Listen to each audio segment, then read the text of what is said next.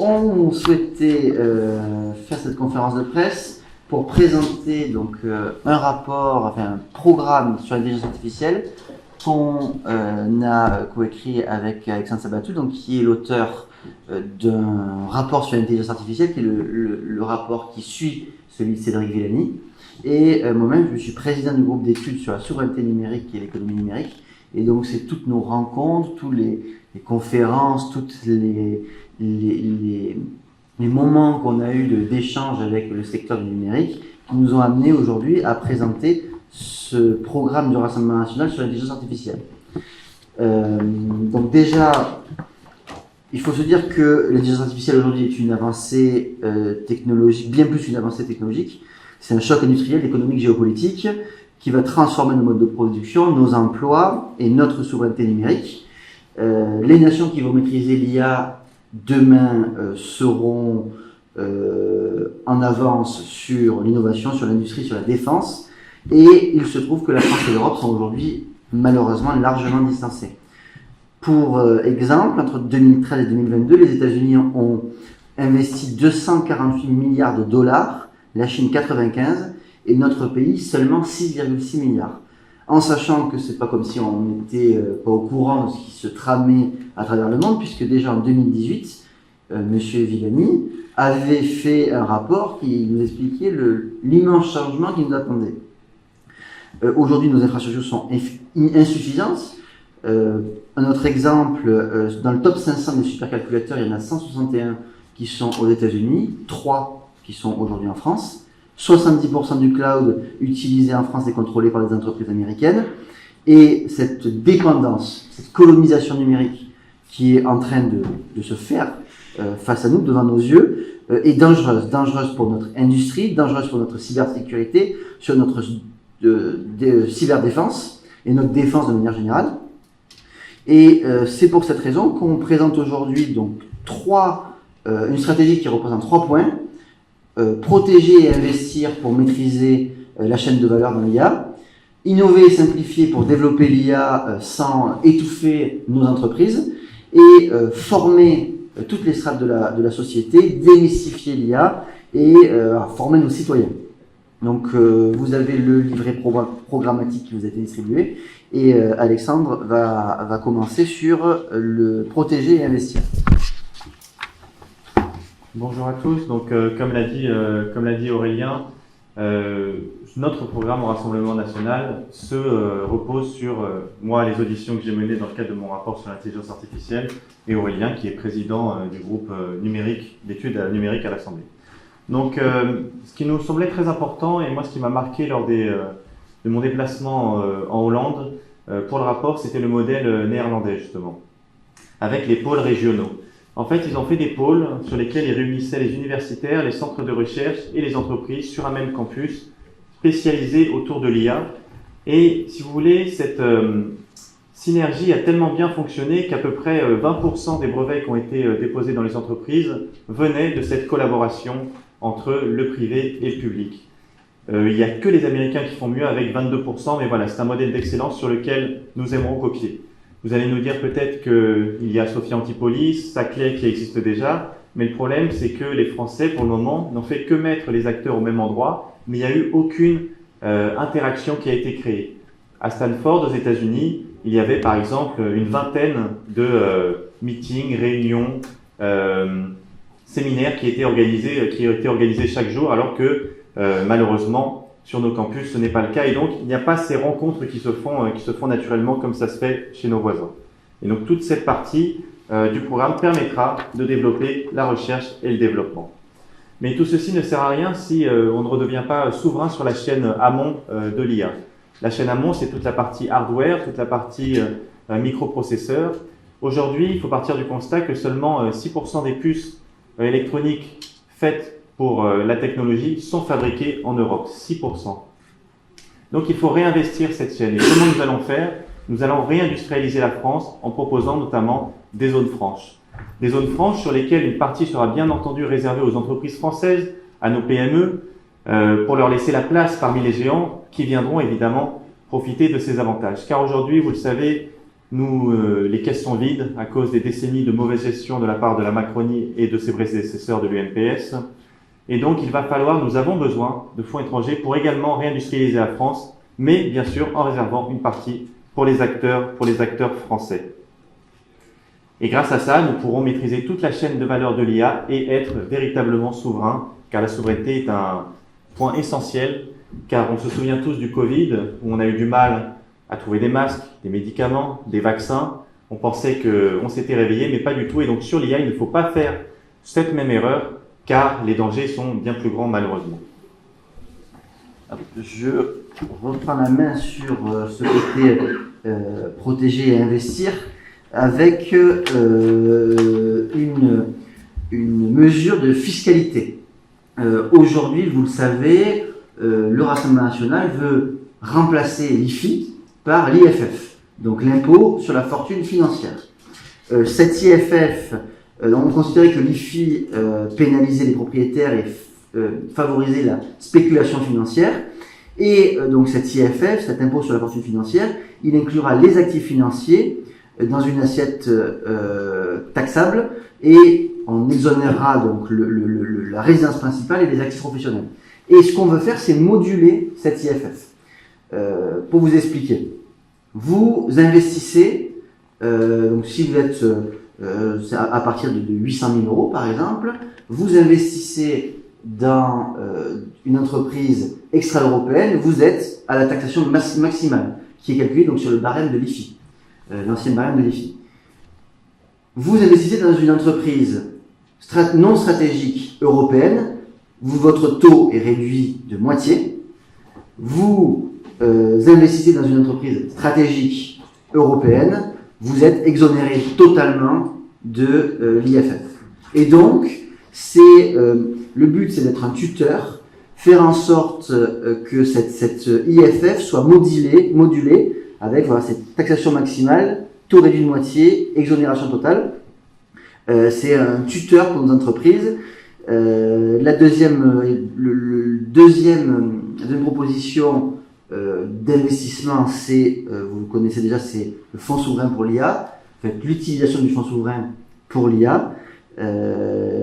Donc, on veut créer un nouveau livret, comme le livret A, qui sera sur la base du volontariat, avec une rentabilité supérieure au livret A.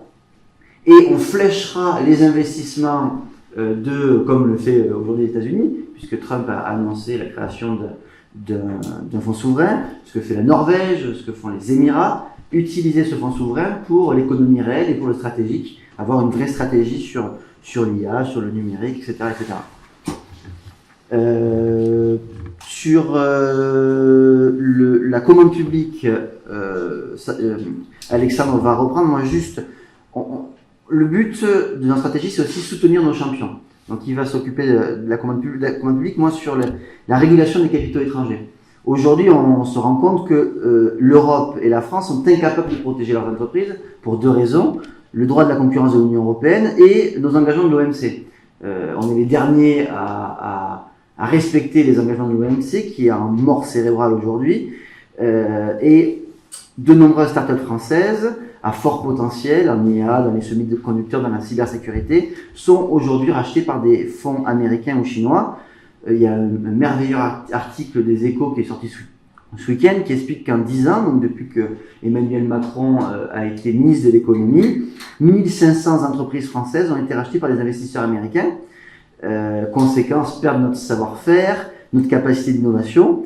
Et donc, on veut aujourd'hui que l'État puisse interdire à tout moment un investissement étranger sur le modèle du Committee on Foreign Investment in the United States, c'est le CFIUS, et du FIRMA. Donc en gros, aujourd'hui, les Américains ont la possibilité de bloquer à tout moment un investissement étranger de manière unilatérale. C'est un executive order du président américain. Et donc il y a des exemples qui sont assez parlants. Une antenne Huawei construite à côté du Capitole. Et puis ça arrive, le committee l'apprend, ils le mettent sur le bureau du président américain, et dans la minute, vous avez le président américain qui a interdit l'antenne Huawei. Donc le moindre sujet qui peut mettre en danger notre souveraineté, le moindre investissement qui peut mettre en danger notre souveraineté, le président de la République doit pouvoir l'empêcher.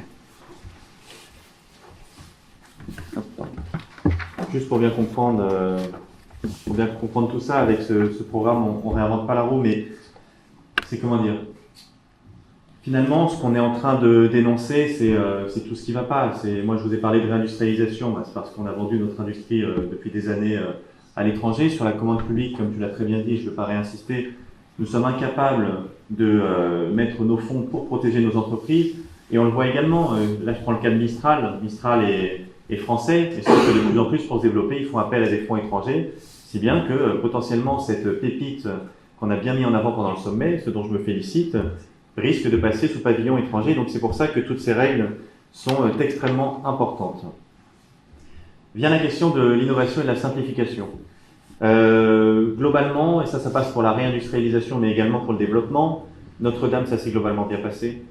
On a réussi à faire de grandes choses en à peine 5 ans, car on a réussi à se passer des normes. Je pense que les normes aujourd'hui sont globalement intégrées par les acteurs français, et qu'on va pouvoir lever le pied un peu dessus pour permettre cette réindustrialisation. Mais également, il faudrait revenir sur l'IA Act, ou tout sur la régulation de l'intelligence artificielle, qui fait qu'aujourd'hui, en France, on est devenu, et en Europe, les champions de la régulation, au lieu d'être ceux de l'innovation. Si bien qu'à vouloir trop réguler, on est en train de se tirer une balle dans le pied, comparé aux Chinois ou aux Américains, qui eux continuent d'avancer sur leur ligne et sont en train de créer l'IA de demain. C'est pour ça, et ça c'est pas seulement le Rassemblement national qui le porte, c'est une des conclusions de notre rapport de l'OPEX, à savoir que la régulation doit se faire à un niveau international. Il y aurait l'OCDE, mais le niveau qui semble le plus adapté serait l'ONU, car il englobe toute la planète. Ainsi, cela permettrait de mettre tout le monde sur un pied d'égalité et de permettre aux Français d'innover comme ils l'ont toujours fait tout au long de leur histoire. Et du point de vue de l'IA Act, il va falloir différencier deux choses. Même chose, conclusion du rapport, il ne faut pas réguler l'IA en tant que telle, mais il faut réguler ses applications. Je pense notamment au deepfake, à la désinformation, c'est des sujets qui nous touchent énormément aujourd'hui, et ces choses-là, nous pouvons les réguler. Réguler une technologie dont nous découvrons de nouvelles choses chaque semaine, tous les mois, le législateur sera incapable de le faire, car nous ne sommes pas capables de suivre ce rythme. Et donc, il est nécessaire de réguler les applications et non pas la technologie en elle-même. Mais, allez, c'est quoi? Allez. Juste pour revenir sur un point sur la commande publique, on n'en a pas parlé, mais il faut comprendre aujourd'hui qu'à chaque fois qu'on rencontre un professionnel du secteur, un chef d'entreprise, le premier sujet de conversation, c'est « nous n'avons pas de marché ». Parce que les Américains sont présents, etc., etc. Et aujourd'hui, on a besoin de marché. Et la manière de recréer un marché, c'est de prioriser la commande publique et donc de faire en sorte que les marchés publics au jour d'eux-mêmes, quand on va mettre l'IA dans les marchés, dans les collectivités territoriales, dans les administrations, que ce soit bien entendu des entreprises françaises et européennes qui soient favorisées. Pour revenir donc sur l'innovation et la simplification, aujourd'hui, on a un sujet. Ce sujet, c'est que les entreprises françaises et européennes sont freinées par une bureaucratie excessive, on le voit avec l'IA Act, mais ce n'est pas le seul sujet. L'un des sujets, c'est le RGPD.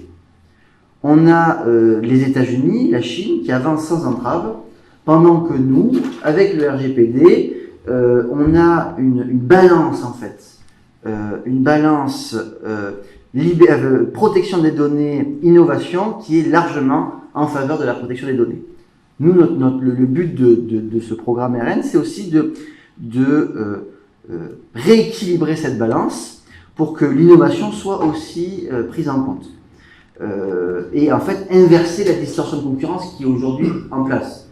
Quand on n'a presque aucune règle chez les Américains et les Chinois et qu'aujourd'hui, le RGPD détruit les possibilités d'innovation de nos acteurs, il faut inverser cette distorsion de concurrence. Et pour l'inverser, ce qu'on veut faire, c'est un régime dérogatoire pour les entreprises de l'IA françaises et européennes. Vous êtes extra-européen, vous êtes Microsoft, vous êtes Google, le RGPD s'applique totalement à vous. Vous êtes français, européen, et vous êtes sur un secteur ciblé comme stratégique, comme l'intelligence artificielle, comme la cybersécurité, vous aurez des dérogations au RGPD. Par exemple, l'entraînement des modèles, le consentement individuel, on peut imaginer la durée de stockage, la finalité, qui sont aujourd'hui des règles du RGPD, il pourrait y avoir des dérogations pour les entreprises françaises et européennes pour rééquilibrer cette balance innovation, protection de la donnée en faveur de l'innovation. Mais il faut bien comprendre que cette révolution ne peut pas avoir lieu si le peuple ne l'accompagne pas. Et c'est pour ça que nous avons présenté dans notre programme un grand plan pour éduquer la population française à cette nouvelle technologie, mais également la démystifier. J'aime beaucoup la science-fiction, mais la science-fiction des années 80-90, ça fait beaucoup de mal sur les a priori sur la technologie, malheureusement. Et du coup, nous vous présentons un plan, tout d'abord, pour former nos jeunes. D'abord, il va falloir former les professeurs, qui vont ensuite former notre jeunesse à cette technologie, que ce soit pas forcément que dans les sciences, mais également sur les sujets, même les littéraires devront s'y intéresser, car ça prendra une part essentielle dans leur travail de demain. Mais il ne s'agit pas de laisser pour compte les autres.